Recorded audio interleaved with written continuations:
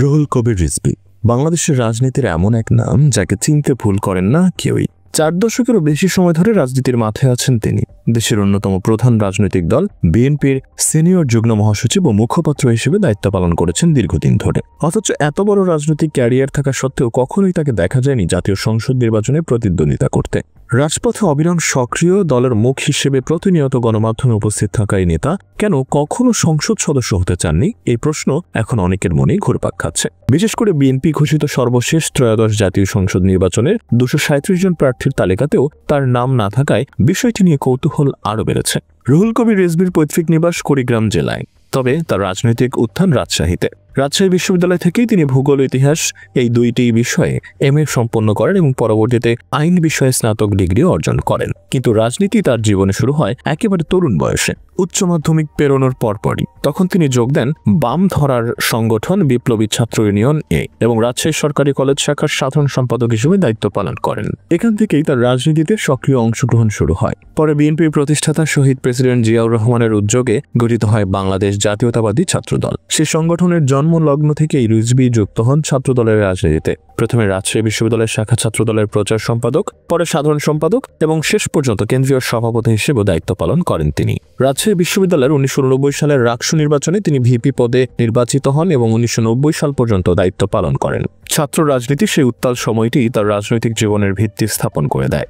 ছাত্র রাজনীতি থেকে উঠে এসে রুহুল কবির রিজভী ধীরে ধীরে বিএনপির মূলধারার রাজনীতিতে প্রবেশ করেন। তার সংগঠক হিসেবেও দক্ষতা এবং মাঠে উপস্থিতির কারণে তিনি দ্রুতই দলের কেন্দ্রীয় নেতৃত্বে জায়গা করে নেন। 2016 সালের 19 মার্চ অনুষ্ঠিত বিএনপির 6ষ্ঠ জাতীয় সম্মেলনে তিনি জ্যেষ্ঠ যুগ্ম মহাসচিব হিসেবে নির্বাচিত হন। এই পদে থেকে তিনি শুধু দলের সাংগঠনিক কার্যক্রমই পরিচালনা করছেন না, বরং দলের অন্যতম মুখ হিসেবেও কাজ করছেন। বর্তমানে তিনি দলের দপ্তর সম্পাদক ও মুখপাত্র হিসেবেও দায়িত্বে আছেন। নয়াপল্টনে অবস্থিত বিএনপির কেন্দ্রীয় কার্যালয়ের প্রতিটি কার্যক্রমে সঙ্গে তিনি নিবিড়ভাবে যুক্ত। রুহুল কবির রিজভীকে অনেকেই বিএনপির মুখ বলে থাকেন, কারণ সংবাদ সম্মেলনে দলের অবস্থান তুলে ধরা, প্রতিদিনের রাজনৈতিক প্রতিক্রিয়া জানানো এবং বিভিন্ন সময় সরকারের সমালোচনায় দলীয় বক্তব্য উপস্থাপন, সর্বক্ষেত্রেই তিনি ছিলেন সবচেয়ে দৃশ্যমান মুখ। বিশেষ করে আওয়ামী লীগ সরকারের সময় বিএনপি যখন দমনপীড়নের মুখে পড়েছিল, তখন দলের পক্ষে সবচেয়ে নিয়মিতভাবে যিনি কথা বলেছেন তিনি রুহুল কবির রিজভী। একাধিকবার তাকে গ্রেফতার ও হয়রানির শিকার হতে হয়েছে, তবুও তিনি থামেননি। দলীয় সংকটের সময় তিনি এমনকি টানা কয়েক মাস নয়াপল্টনের কার্যালয়ে অবস্থান করেছেন, যাতে দলের কার্যক্রম বন্ধ না হয়। তবে এত সক্রিয় রাজনীতিবিদ হয়েও কেন তিনি কখনো নির্বাচনে অংশ নেননি, এটাই এখন অনেকের জিজ্ঞাসা।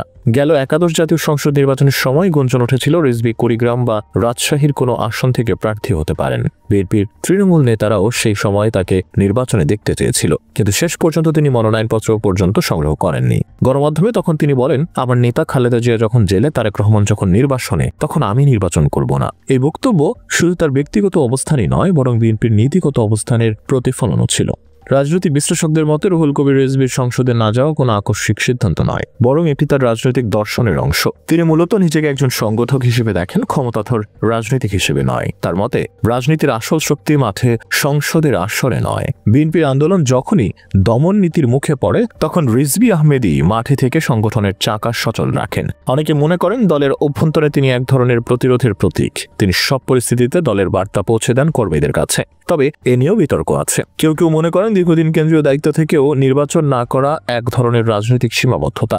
দলের উচ্চ পর্যায়ের এমন নেতাদের সংসদে না দেখা গেলে তৃণমূলের কাছে নেতৃত্বের চিত্র দুর্বল হয়ে পড়ে।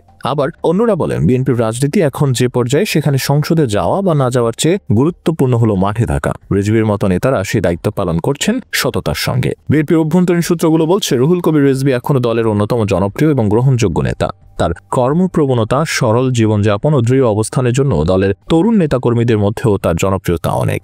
যে কোনো গণমাধ্যম বা সাংবাদিক যখন বিএনপির প্রতিক্রিয়া জানতে চান, তখন প্রথমেই যোগাযোগ করেন রিজভীর সঙ্গে। তার কণ্ঠস্বরেই দলের বক্তব্য প্রতিধ্বনিত হয়। তবে সাম্প্রতিক সময় ত্রয়োদশ জাতীয় সংসদ নির্বাচনে বিএনপির 237 প্রার্থীর তালিকায়ও তার নাম না থাকায় নতুন করে প্রশ্ন উঠেছে, তিনি কি আদৌ কখনো এমপি হতে চান, নাকি দলের ভিতরে থেকে সংগঠনটিকে চালনা করাই তার লক্ষ্য? কেউ কেউ বলেন রিজভীর মতো নেতাদের জন্য দলীয় পদ ও দায়িত্বই প্রকৃত পুরস্কার, সংসদীয় আসন নয়। তিনি যে বিএনপির একজন নিবেদিত প্রাণ, তা তার প্রতিটি বক্তব্য কর্মকাণ্ডে প্রতিফলিত।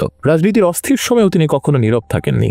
খালেদা জিয়া বা তারেক রহমানের অনুপস্থিতিতে দলে যে সংকট দেখা দিয়েছিল, সেই সময় তিনিই দলের অবস্থান বজায় রেখেছেন। রাত দিন এক করে কাজ করেছেন দলের বার্তা ছড়িয়ে দিতে। এজন্য অনেকেই বলেন রিজভী শুধু মুখপাত্র নয়, বিএনপির হৃদস্পন্দন।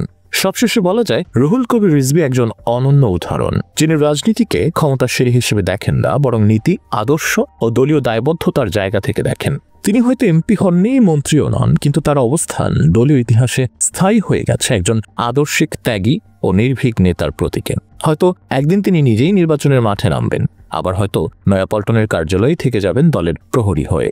তবে নিশ্চিতভাবে বলা যায় বাংলাদেশের রাজনীতিতে রুহুল কবির রিজভী এমন এক চরিত্র, যিনি ক্ষমতার বাইরে থেকেও দলের হৃদয়ে রয়েছেন গভীরভাবে।